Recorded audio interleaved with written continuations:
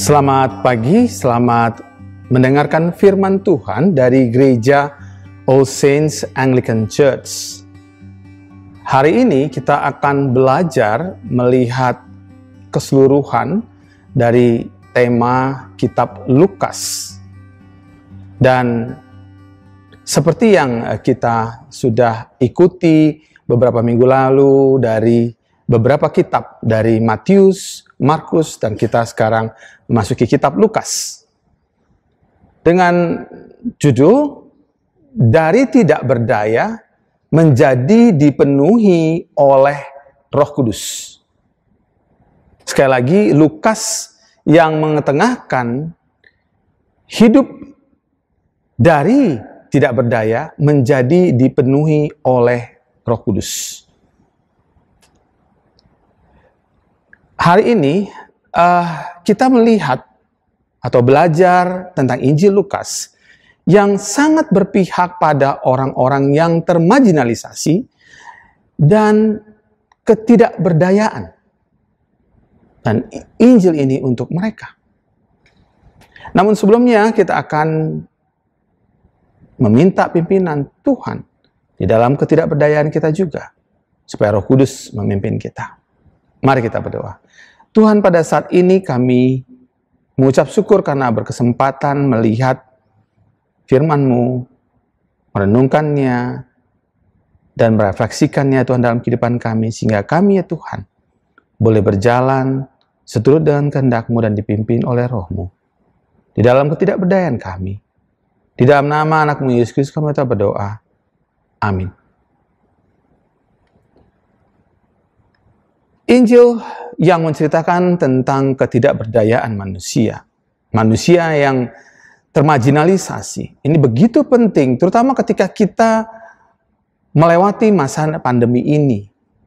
COVID kembali naik, sementara itu kita perlu menyadari bahwa ada yang mengatakan bahwa 3 bulan ke depan adalah masa-masa yang sulit. Karena perekonomian seperti terhenti untuk sementara. Semua hal dipengaruhi. Nah, Injil ini menceritakan tentang ketidakberdayaan yang mungkin kita tidak pernah sadari, dan bahkan ketika kita melalui masa-masa COVID ini. Injil ini karena itu memperlihatkan Yesus sebagai manusia yang tidak berdaya. Namun di sisi yang lain kita bisa melihat bagaimana peran Roh Allah yang memimpinnya dan yang ada di dalam dirinya, yang saat ini juga boleh kita pelajari.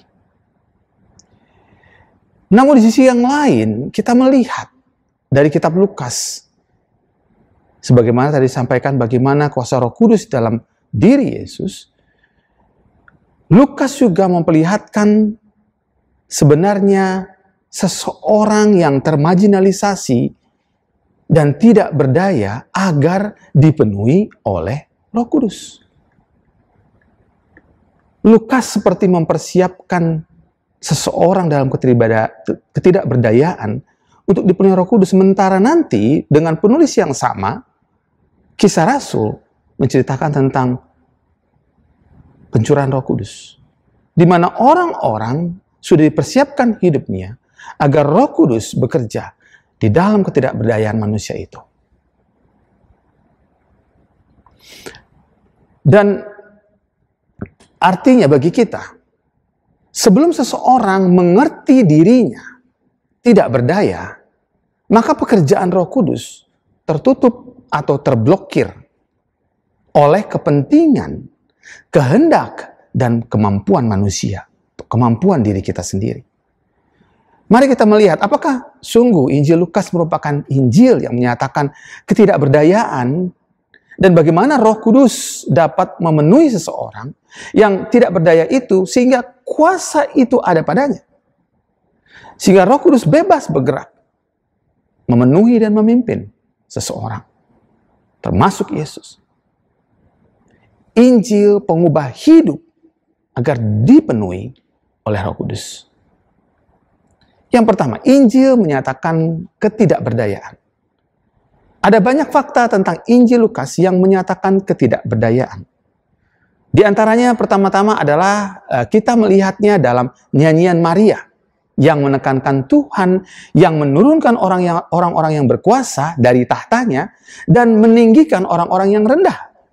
Lukas 1 ayat 52. Tuhan menggunakan manusia warga kelas 2 selain karena Maria wanita, juga Elizabeth yang mandul. Ada catatan penting kita perhatikan di kemudian hari, yaitu ketika Yesus berumur 12 tahun. Dan saat Yesus sudah dewasa. Maria dulu dipenuhi dalam ketidakberdayaan, tidak lagi bisa sinkron dengan kehendak Tuhan saat ia menanyakan Yesus karena kekhawatirannya, karena kecemasannya. Ketika ia mendapati bahwa Yesus tidak berada dalam rombongan, sekembalinya mereka dari Bait Allah menuju Nazaret. Kemudian ketika Yesus diminta untuk mengubah air menjadi anggur, Maria seakan telah kehilangan tuntunan saat ia menjadi posesif terhadap Yesus. Di Bait Allah, Yesus mengatakan, "Mengapa kamu mencari aku? Tidakkah kamu tahu bahwa aku harus berada di dalam rumah Bapakku?" Lukas 2 ayat 48. Lalu dalam perkawinan Kana, Yesus mengatakan kepada Maria, "Mau apakah engkau daripadaku, Ibu? Saatku belum tiba." Jadi kita bisa melihat di dalam ketidakberdayaan, ketika harus mengandung Yesus, Roh Kudus memampukannya. Namun sesudah semuanya itu terjadi, ada hal di mana kedekatan, kemelekatan secara pribadi itu menggugurkan atau menurunkan kualitas di mana Tuhan bekerja melalui Roh Kudus di dalam diri Maria. Hal yang kedua di sini kita belajar bahwa ketidakberdayaan seharusnya membuat kita bergantung pada Tuhan secara terus-menerus. Khotbah di bukit yang dibandingkan dengan kemiskinan secara rohani dalam ucapan bahagia dalam Matius memiliki sisi yang berbeda. Di dalam Matius dikatakan berbahagialah orang yang miskin di hadapan Allah. Matius 5 ayat 3. Dan Lukas menuliskan berbahagialah hai kamu yang miskin. Lukas 6 ayat 20. Hanya kata miskin, tokos, tanpa ada kata di hadapan Allah seperti Matius. Kemiskinan di sini dihubungkan dengan kebergantungan terhadap bantuan orang lain. Keadaan yang ditekankan Lukas tentang keberadaan kemiskinan yang benar-benar miskin secara fisik, secara jasmani. Ketidakberdayaan dalam hal apapun. Lukas tidak menekankan kemiskinan kita di hadapan Allah sebagai saat Yesus menyatakannya ketika ia tengah memandang murid-muridnya di Matius sebelum dia mengajarkan khotbah di bukit. Tapi kemiskinan apapun, bagaimanapun, itu yang dinyatakan oleh Lukas.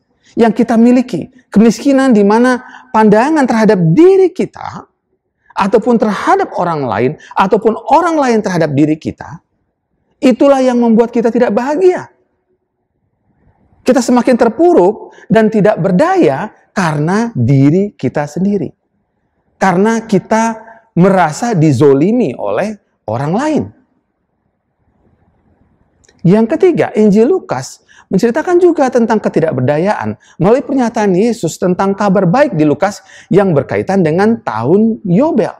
Sebagaimana disebutkan dalam Lukas 4 ayat 19. Di Bait Allah, Yesus mengatakan untuk memberitakan pembebasan kepada orang-orang tawanan dan penglihatan bagi orang-orang yang buta, untuk membebaskan orang-orang yang tertindas, untuk memberitakan tahun rahmat Tuhan telah datang.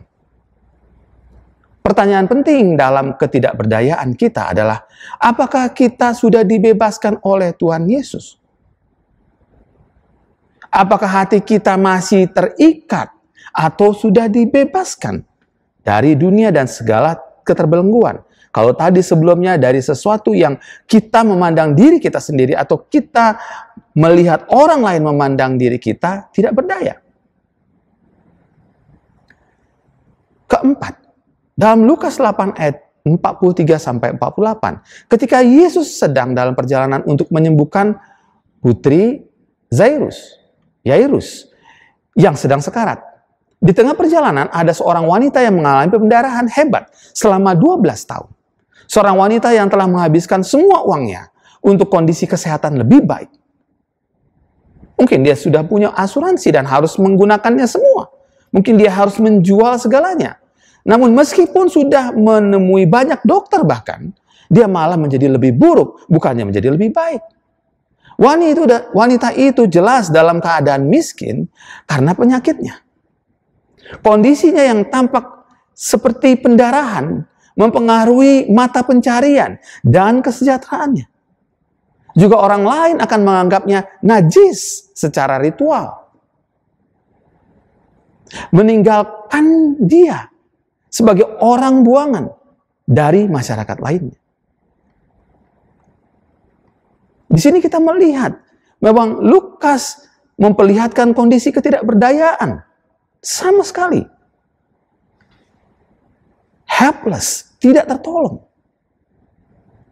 Dan di bagian yang kedua, kita melihat Roh Kudus memenuhi orang yang hidup dalam ketidakberdayaan. Pertama, Maria yang dipenuhi Roh Allah. Diberi kuasa untuk menanggung rasa malu, takut, dan semua tekanan. Sejak pemberitahuan kehamilannya, sampai ia melahirkan, membawa Yesus ke Mesir, dan kembali ke Nazaret. Perkataan Maria yang mau taat kepada Tuhan itu merupakan respon dari ketidakberdayaannya. Dan pada saat yang sama pekerjaan Roh Kudus memenuhi dirinya. Hal yang harus diperhatikan di sini adalah ketidakberdayaan sangat dekat seringkali sangat dekat dengan ketidakpercayaan kita. Hal ini kita bandingkan dengan sikap Zakaria yang tidak percaya dalam ketidakberdayaannya karena dia sudah tua. Dia anggap dia tidak mungkin memiliki anak lagi dengan Elizabeth. Ketidakberdayaan seharusnya menjadi jembatan seseorang untuk hidup bergantung penuh pada Tuhan. Kedua, kita mesti melihat bahwa Roh Kudus memenuhi orang yang hidup dalam ketidakberdayaan. Ucapan bahagia tadi. Ucapan bahagia yang memiliki sisi peringatan di dalam kitab Lukas. Lukas tidak menyediakan sebuah solusi untuk perubahan nasib, namun hukuman di situ dituliskan untuk mereka yang kaya dan tidak memperhatikan yang miskin. Bahkan nabi-nabi palsu yang tentunya hidup sebagai rohaniawan, namun hidup dalam kemewahan ataupun gaya hidup duniawi. Lukas 6 ayat 20-26. Seperti perumpamaan tentang Lazarus yang miskin sampai mati, maka yang menentukan adalah akhirnya di mana ia dibawa oleh malaikat-malaikat ke pangkuan Abraham. Tidak ada situasi yang berubah. Dia tidak menjadi kaya, tapi dia mati, tapi dia dibawa oleh malaikat. Lukas 16 ayat 22. Dari peringatan terhadap orang yang kaya ataupun hidup mewah, dan kisah Lazarus memperlihatkan Tuhan yang memandang orang miskin di akhir hidupnya. Bukan karena kemiskinannya itu dilepaskan saat ini. Bukan yang memandang kemiskinan kita sendiri. Sehingga kita baper. Bukan membuat kita merasa minder. Kita sering salah memandang keberdayaan setara dengan kepemilikan, kekuasaan, dan kesehatan. Sehingga kita sering sombong. Hanya dengan sedikit saja hal yang lebih dari orang lain. Lalu kita merasa sudah sesuatu banget gitu. Seolah-olah sesuatu banget kalau kita sudah bisa melakukan sesuatu bagi orang lain. Berdasarkan Lukas pasal 12 ayat 1 sampai 12, Martin W. atau W. Mittelstadt, ahli perjanjian baru, menjelaskan bagaimana Roh Kudus akan menjadi sumber kekuatan dan kefasihan murid berkata-kata ketika para murid dipanggil untuk membela diri dan misi yang diberikan kepada mereka oleh Yesus. Yesus mengetahui sebelum sesuatu terjadi tentang ketidakberdayaan dan kekurangmampuan manusia menyampaikan berita Injil. Sehingga para murid perlu diberi jalan berupa kekuatan dan kefasihan yang datang dari Roh Allah. Yesus mengatakan, apabila orang menghadapkan kamu kepada majelis-majelis atau kepada pemerintah-pemerintah dan penguasa-penguasa, janganlah kamu khawatir. Bagaimana dan apa yang harus kamu katakan untuk membela dirimu. Sebab pada saat itu juga Roh Kudus akan mengajar kamu apa yang harus kamu katakan. Lukas 12 ayat 11 sampai 12. Bagi sarjana Kristen lainnya, situasi kemiskinan dan penindasan adalah konteks yang sangat penting untuk pengalaman kehadiran Roh yang menghibur dan menguatkan.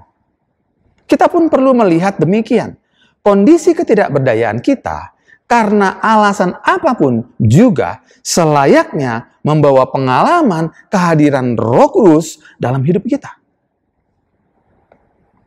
Ketiga, Yesus mengatakan Roh Allah ada padaku ketika ia membaca di sinagog ayat dari kitab Yesaya itu. Hal ini membuktikan segala ketidakberdayaan dan kerendahan yang Yesus sebutkan itu dibebaskan oleh Yesus sendiri dan melalui Roh-Nya. Tahun Yobel atau tahun pembebasan itu hadir pertama kali melalui hidup orang percaya. Perhatikan saat tindakan Yesus yang datang ke rumah Zakheus. Menggerakkan sedemikian rupa hingga ia memutuskan mempraktekkan tahun Yobel. Bayangkan, Zakheus memanggil tetangga-tetangga dan sahabat-sahabatnya berkumpul di halaman rumput mungkin di depan rumahnya. Dan mengatakan di depan mereka dan mereka mendengarnya, Tuhan, setengah dari milikku akan kuberikan kepada orang miskin. Dan sekiranya ada sesuatu yang kuperas dari seseorang akan ku kembalikan 4 kali lipat. Mereka yang mendengarnya pasti tercengang ketika mendengar Zakheus tua yang kejam itu mengatakan demikian. Lalu mereka pun pasti bersorak-sorai sekalipun mereka belum percaya apa yang tengah terjadi. Di sini Tuhan melalui Roh-Nya memberdayakan seseorang untuk memberi. Karena Roh-Nya mendatangkan tahun Yobel bagi orang lain. Pekerjaan Roh-Nya tidak membatasi Anda dan saya, miskin ataupun kaya, untuk memberi.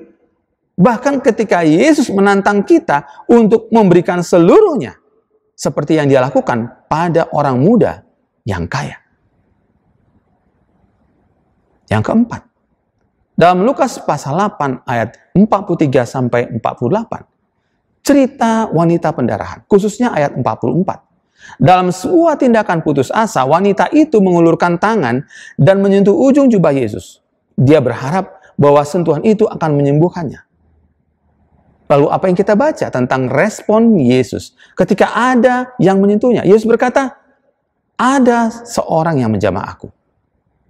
Sebab aku merasa ada kuasa keluar dari diriku. Lukas 8 ayat 46.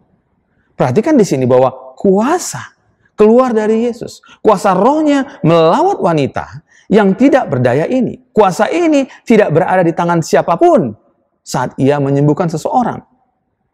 Dan kuasa ini mengangkat perempuan ini dari ketidakberdayaan. Kita tentu masih ingat saat para murid Yesus tidak dapat mengusir setan dan Yesus mengatakan kepada mereka untuk berdoa. Karena para murid sedang mengandalkan kekuatannya sendiri. Mereka minta pada Tuhan untuk membantu mereka. Dan Tuhan meminta mereka untuk berdoa. Hal ini mengingatkan bahwa Tuhan adalah sumbernya. Kita bukan orang yang berdaya untuk melakukan banyak hal, bahkan sekecil apapun. Hal ini mengingatkan kita akan doa Bapa kami yang diajarkan oleh Yesus pada para murid di kitab Lukas pasal 11.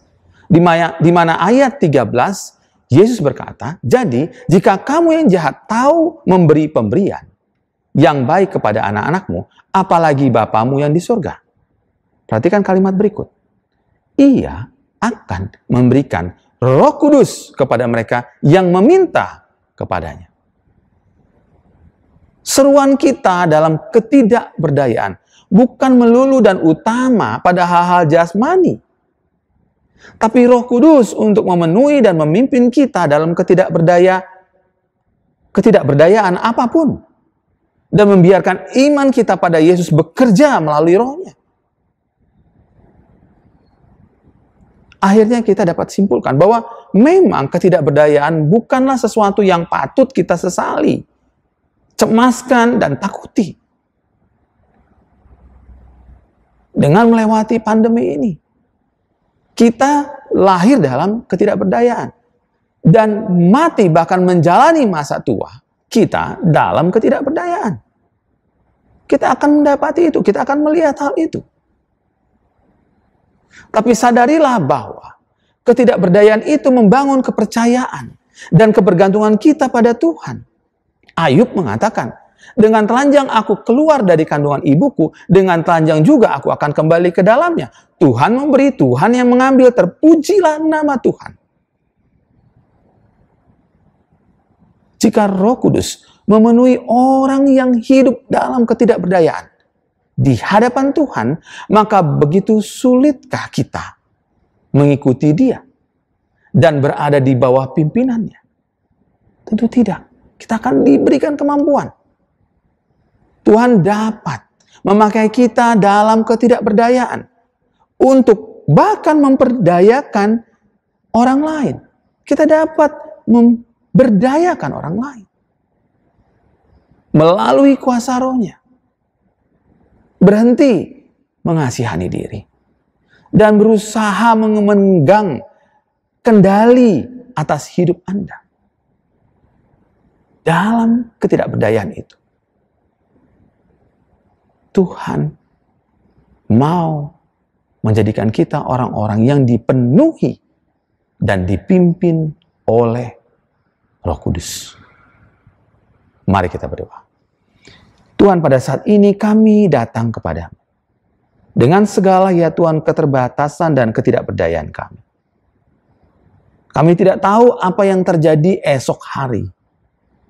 Tetapi kami tahu bahwa Engkau bersama kami saat ini di dalam ketidakberdayaan kami untuk kami bergantung penuh padamu. Agar Roh-Mu bekerja atas kami. Agar kami, ya Tuhan, menyentuh jubah-Mu dan melihat Engkau dan kuasa-Mu.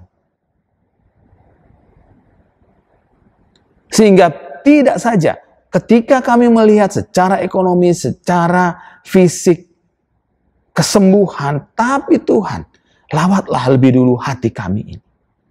Supaya Roh Kudus-Mu bekerja begitu luar biasa. Agar kami tidak memandang diri kami dan juga tidak memperhatikan pandangan orang lain terhadap kami tentang betapa kecilnya, betapa tidak berharganya, betapa miskinnya, betapa sakitnya hidup kami. Ini kami, Tuhan. Roh Kudus-Mu yang berkuasa. Ya Roh Kudus, bekerjalah atas kami. Di dalam nama anak-Mu Yesus Kristus kami telah berdoa. Amin.